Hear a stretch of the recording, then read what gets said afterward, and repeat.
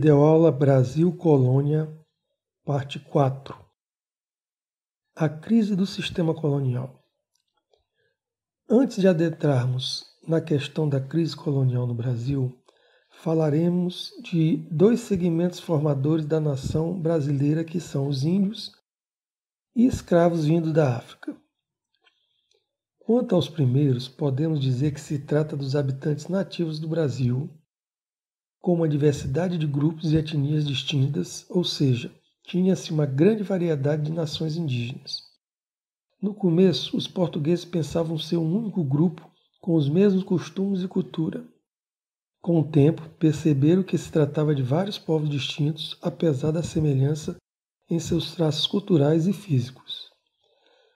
A tentativa de envolver os índios no processo de colonização não obteve resultados positivos, pois estes não tinham interesse em se adaptar a este processo e abandonar suas tradições.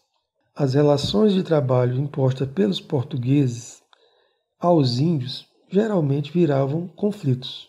Durante grande parte da colônia, coube à ordem dos padres jesuítas a tentativa de catequização dos índios no Brasil, para tentar inseri-los na sociedade colonial. Mas Marquês de Pombal, em 1759, com sua política mercantil, expulsou os jesuítas, acusando os mesmos de agirem contra Portugal na defesa dos povos indígenas. Apesar dos diversos conflitos entre os índios e colonizadores, alguns grupos desenvolveram relações mais amistosas com a sociedade colonial, o que acabou de se obter uma certa miscigenação entre estes. Outro segmento, este vindo da África, como uma mercadoria, serviria de mão de obra escrava do sistema colonial. Com o comércio de escravo, o Brasil foi um dos maiores receptores destes, fazendo com que esta população tornasse maior do que a de brancos, portugueses ou de descendentes. Pelo fato de estarem longe de sua terra e misturado com pessoas de outras nações africanas, era muito mais difícil estes se reorganizarem e se rebelar contra seus donos. Isso não quer dizer que não houveram fugas e formações de quilombos como forma de se organizarem uma resistência à escravidão. Portanto, a escravidão no Brasil foi uma das mais cruéis com a população negra. Os maus tratos e os castigos eram severos e danosos fisicamente. Mas apesar de todas essas características desumanas, a miscigenação foi uma constante entre brancos e negros, fazendo crescer uma população de mulatos, dando uma característica singular à nação brasileira. Foi com esta população que se desenvolveu o sistema colonial no Brasil. Então, esse sistema colonial, nas suas relações com a metrópole, era questionado constantemente, mesmo antes da chegada da família real no Brasil, principalmente por parte dos proprietários de terras, proprietários de minas, de ouro e profissionais liberais. Com aproximadamente 200 anos de colonização, o Brasil já possuía uma população nativa bem maior que a de portugueses. Isso já evidenciava um sentimento de pertença por parte desta população com relação ao Brasil, principalmente das classes proprietárias de terras e profissionais liberais. Mas as insatisfações de brasileiros com a coroa portuguesa eram de forma regional, ou seja, não se fazia dentro de uma unidade nacional, mas apenas setores regionalizados se rebelavam contra a metrópole. Revoltas na Bahia, Pernambuco e Minas Gerais eram regionais e com objetivos específicos.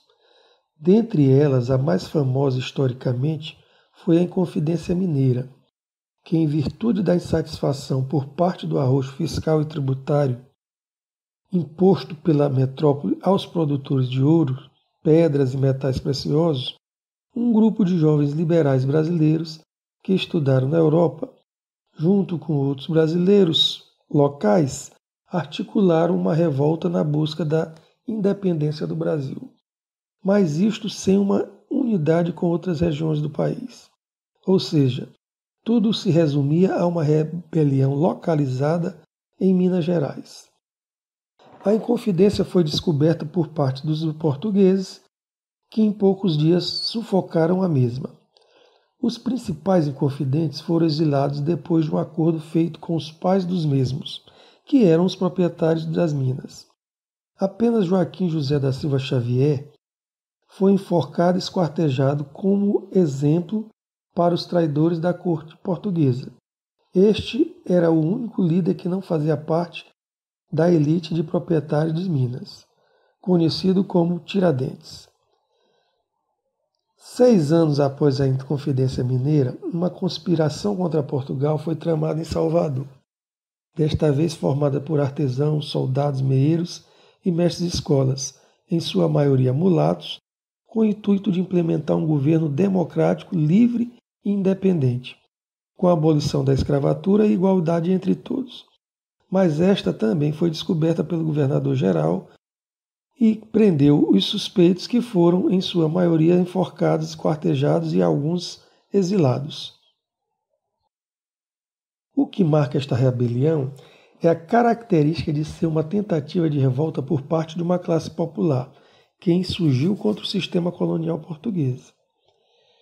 Assim, com esta crise do sistema colonial, as ideias iluministas, as independências ocorridas na América Inglesa e na América Espanhola, as intenções da elite agrária brasileira, que se beneficiaria com uma separação entre Portugal e Brasil, e a Revolução Liberal do Porto, que culminou em uma Constituição liberal no Reino de Portugal, diminuindo os poderes da família real e, consequentemente, de Dom Pedro I na colônia do Brasil, acabaram por influenciar na independência do país. Pedro I, temendo perder seus poderes, aproveitou todo o clima instável e declarou a independência do Brasil, iniciando assim o período imperial brasileiro. Mas isto veremos nas próximas videoaulas. Muito obrigado.